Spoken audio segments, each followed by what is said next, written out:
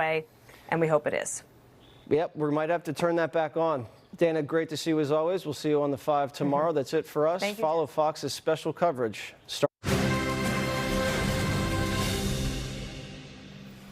And welcome to Hannity, and we start with this Fox News alert. The president of our country, of the United States, Donald Trump, he will deliver a major address from the White House in just a moment. The president is expected tonight to give a huge update on the conflict with Iran, which appears to be in its final stage. In fact, according to the president, Iran's president is now asking for a ceasefire.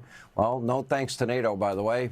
Our own Peter Doocy, he's live. He's outside the White House. Peter, we expect him in about, 70 seconds from now. Yes, so I'll be really quick. No ceasefire, Sean, until the Strait of Hormuz is open. And the challenge for President Trump is going to be reassuring Americans that Epic Fury is winding down in the next 2 or 3 weeks, at which point gas prices will come down, he says, while also not really giving away too much to the Iranians about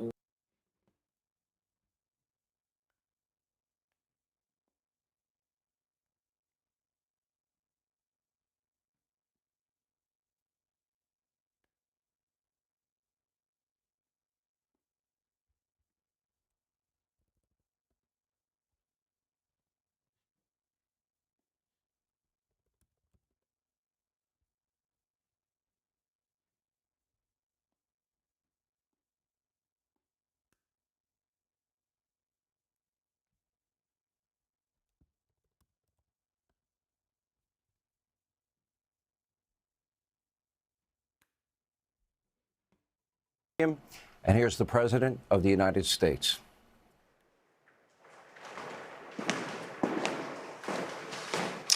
Thank you very much.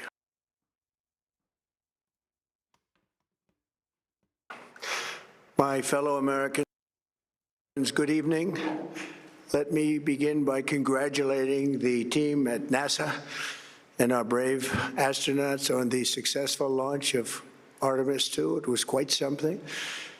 It will be traveling further than any manned rocket has ever flown and will very substantially pass the moon, go around it, and come back home from a distance that has never been done before. It's amazing. They are on the way, and God bless them. These are brave people.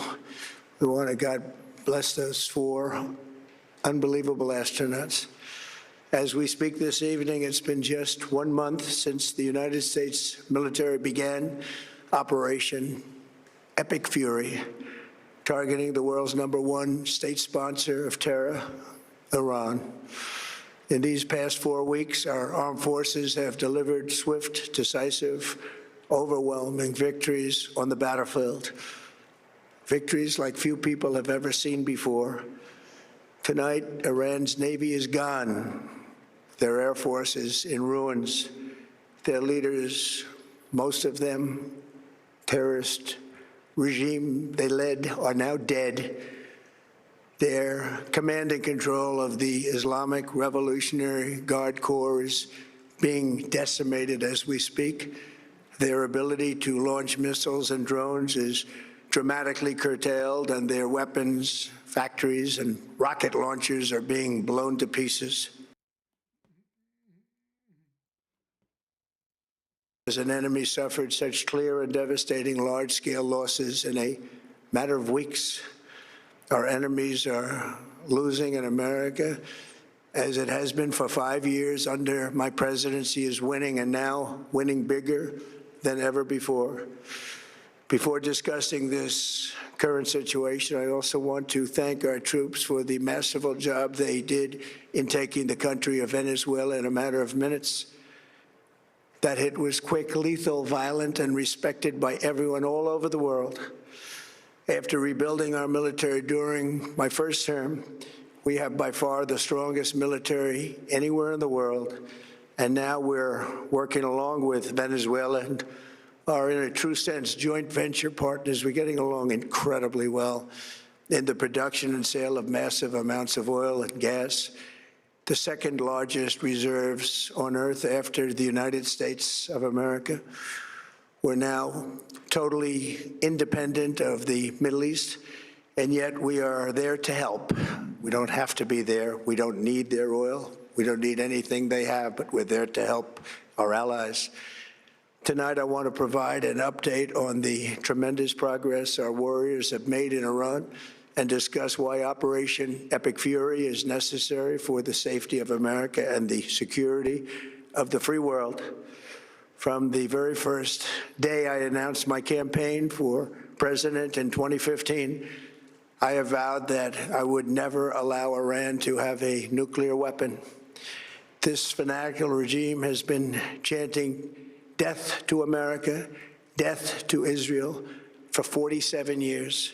Their proxies were behind the murder of 241 Americans in the Marine barracks bombing in Beirut, the slaughter of hundreds of our service members with roadside bombs. They were involved in the attack on the USS Cole, and they carried out the countless other heinous acts, including the just horrible, bloody atrocities of October 7th in Israel, something that most people have never seen anything like it. This murderous regime also recently killed 45,000 of their own people who were protesting in Iran, 45,000 dead. For these terrorists to have nuclear weapons would be an intolerable threat. The most violent and thuggish regime on earth would be free to carry out their campaigns of terror, coercion, conquest, and mass murder from behind a nuclear shield. I will never let that happen, and neither should any of our past presidents. This situation has been going on for 47 years and should have been handled long before I arrived in office. I did many things during my 2 terms in office to stop the quest for nuclear weapons by Iran first, and perhaps most importantly, I killed General Qasem Soleimani in my first term.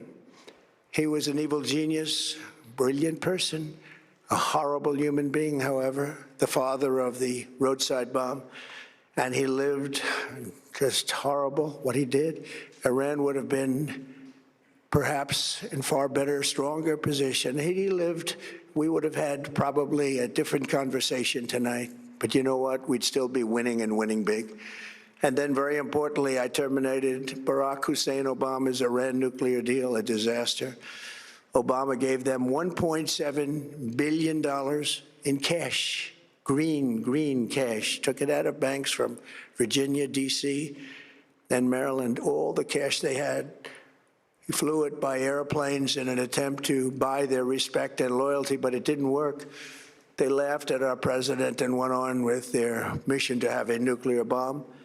His Iran deal would have led to a colossal arsenal of massive nuclear weapons for Iran, and they would have had them years ago, and they would have used them. Would have been a different world. There would have been no Middle East and no Israel right now, in my opinion, the opinion of a lot of great experts, had I not terminated that terrible deal. And I was so honored to do it. I was so proud to do it. It was so bad right from the beginning. Essentially, I did what no other president was willing to do. They made mistakes, and I am correcting them. My first preference was always the path of diplomacy, yet the regime continued their relentless quest for nuclear weapons and rejected every attempt at an agreement.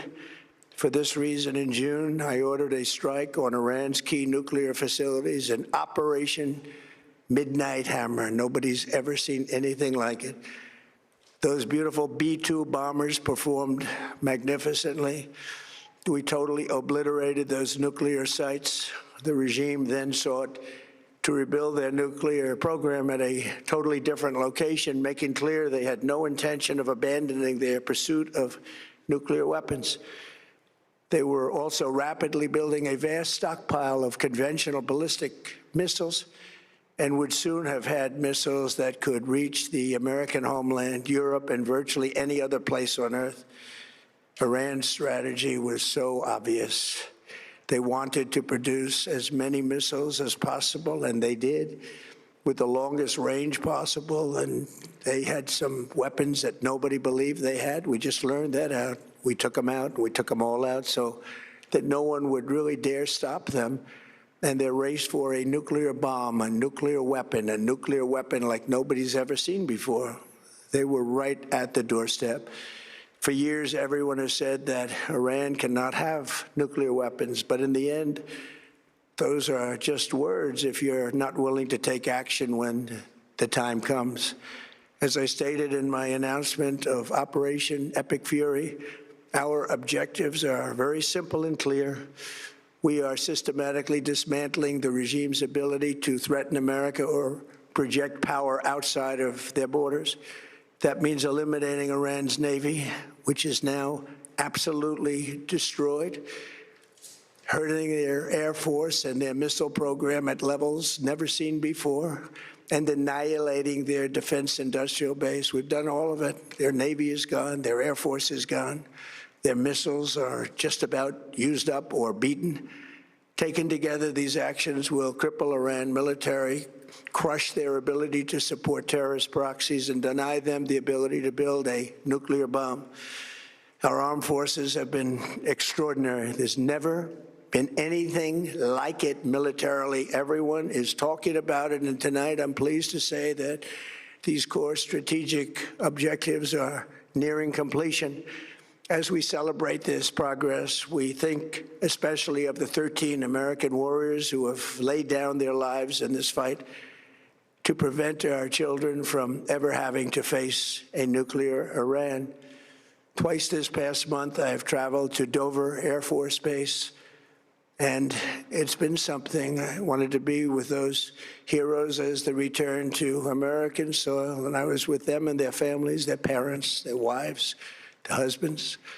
We salute them, and now we must honor them by completing the mission for which they gave their lives. And every single one of the people, their loved ones said, "Please, sir, please finish the job," every one of them. And we are going to finish the job, and we're going to finish it very fast. We're getting very close. I want to thank our allies in the Middle East, Israel, Saudi Arabia, Qatar, the UAE, Kuwait, and Bahrain. They've been great, and we will not let them get hurt or fail in any way, shape, or form. Many Americans have been concerned to see the recent rise in gasoline prices here at home. This short-term increase has been entirely the result of the Iranian regime launching deranged terror attacks against commercial oil tankers in neighboring countries that have nothing to do with the conflict. This is yet more proof that Iran can never be trusted with nuclear weapons. They will use them, and they will use them quickly. It would lead to decades of extortion, economic pain, and instability worse than we can ever imagine. The United States has never been better prepared economically to confront this threat. You all know that. We built the strongest economy in history. We're going through it right now, the strongest in history. In 1 year, we've taken a dead and crippled country. I hate to say that, but we were a dead and crippled country after the last administration and made it the hottest country anywhere in the world by far, with no inflation, record-setting investments coming into the United States, over $18 trillion, and the highest stock market ever, with 53 all-time record highs in just 1 year. It all positioned us to get rid of a cancer that has long simmered. It's known as the nuclear Iran, and they didn't know what was coming. They've never imagined it. Remember, because of our Drill Baby Drill program, America has plenty of gas. We have so much gas. Under my leadership, we are #1 producer of oil and gas on the planet, without even discussing the millions of barrels that we're getting from Venezuela. Because of the Trump administration's policies, we produce more oil and gas than Saudi Arabia and Russia combined. Think of that, Saudi Arabia and Russia combined. And that number will soon be substantially higher than that. There's no country like us anywhere in the world, and we're in great shape for the future. The United States imports almost no oil through the Hormuz Strait and won't be taking any in the future. We don't need it. We haven't needed it, and we don't need it. We've beaten and completely decimated Iran. They are decimated. both militarily and economically and in every other way. And the countries of the world that do receive oil through the Hormuz Strait must take care of that passage. They must cherish it. They must grab it and cherish it. They can do it easily. We will be helpful, but they should take the lead in protecting the oil that they so desperately depend on. So to those countries that can't get fuel, many of which refuse to get involved in the decapitation of Iran, we had to do it ourselves. I have a suggestion. Number one, buy oil from the United States of America. We have plenty. We have so much. And number two, build up some delayed courage. Should have done it before. Should have done it with us, as we asked. Go to the Strait and just take it, protect it, use it for yourselves. Iran has been essentially decimated. The hard part is done, so it should be easy. And in any event, when this conflict is over, the Strait will open up naturally. It'll just open up naturally. They're going to want to be able to sell oil because that's all they have to try and rebuild. It will resume the flowing, and the gas prices will rapidly come back down. Stock prices will rapidly go back up. They haven't come down very much, frankly. They came down a little bit, but they've had some very good days over the last couple of days. We've done actually much better than I thought, but we had to take that little journey to Iran to get rid of this horrible threat. With our historic tax cuts, where people are just now talking about receiving larger refunds than they ever thought possible, they are getting so much more money than they thought. That's from the great big beautiful bill. Our economy is strong and improving by the day, and it will soon be roaring back like never before. It will top the levels that it was a month ago. I've made clear from the beginning of Operation Epic Fury that we will continue until our objectives are fully achieved. Thanks to the progress we've made, I can say tonight that we are on track to complete all of America's military objectives shortly, very shortly. We're going to hit them extremely hard over the next 2 to 3 weeks. We're going to bring them back to the Stone Ages where they belong. In the meantime, discussions are ongoing. Regime change was not our goal. We never said regime change, but regime change has occurred because of all of their original leaders' death. They're all dead. The new group is less radical and much more reasonable. Yet if during this period of time no deal is made, we have our eyes on key targets. If there is no deal, we are going to hit each and every one of their electric generating plants very hard and probably simultaneously. We have not hit their oil, even though that's the easiest target of all, because it would not give them even a small chance of survival or rebuilding. But we could hit it, and it would be gone, and there's not a thing they could do about it. They have no anti-aircraft equipment. Their radar is 100% annihilated. We are unstoppable as a military force. The nuclear sites that we obliterated with the B-2 bombers have been hit so hard that it would take months to get near the nuclear dust, and we have it under intense satellite surveillance and control. If we see them make a move, even a move for it, we'll hit them with missiles very hard again. We have all the cards, they have none. It's very important that we keep this conflict in perspective. American involvement in World War I lasted 1 year, 7 months, and 5 days. World War II lasted for 3 years, 8 months, and 25 days. The Korean War lasted for 3 years, 1 month, and 2 days. The Vietnam War lasted for 19 years, 5 months, and 29 days. Iraq went on for 8 years, 8 months, and 28 days. We are in this military operation, so powerful, so brilliant, against one of the most powerful countries for 32 days. And the country has been eviscerated and essentially is really no longer a threat. They were the bully of the Middle East, but they're the bully no longer. This is a true investment in your children and your grandchildren's future. The whole world is watching, and they can't leave the power, strength, and brilliance. They just can't believe what they're seeing. They leave it to your imagination, but they can't believe what they're seeing, the brilliance of the United States military.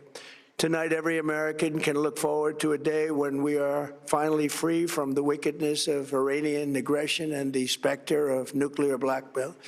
Because of the actions we have taken, we are on the cusp of ending Iran's sinister threat to America and the world. And I'll tell you, the world is watching. And when we do, when it's all over, the United States will be safer, stronger, more prosperous, and greater than it has ever been before. May God bless the men and women of the United States Armed Forces, and may God bless the United States of America. Thank you very much, and good night. All right, that was President Trump with a major update on the conflict that the United States and Israel are dominating. He laid out in no uncertain terms why America was forced to obliterate Iran's regime and military, first and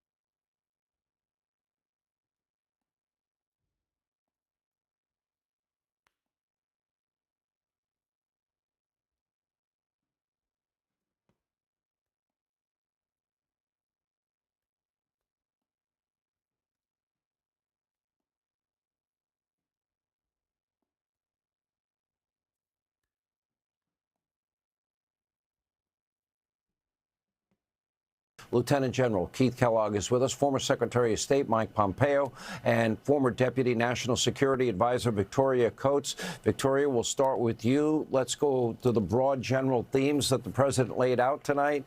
It looks like this is wrapping up. How it wraps up, it seems that destiny will be in the Iranians' hands, or whatever remains of the Iranian regime. Absolutely, Sean. Good to be with you. No, I think the president made the case tonight as to why this was in the vital national security interests of the United States to initiate Operation Epic Fury. And he laid out the case as to how close they were to getting a nuclear weapon. Nobody wanted to see another North Korea in the middle of the Middle East, and especially the kind of hostage-taking we've seen over the course of this month. Their desire to hold the entire global economy hostage for their nuclear ambitions. This can't be tolerated. So the United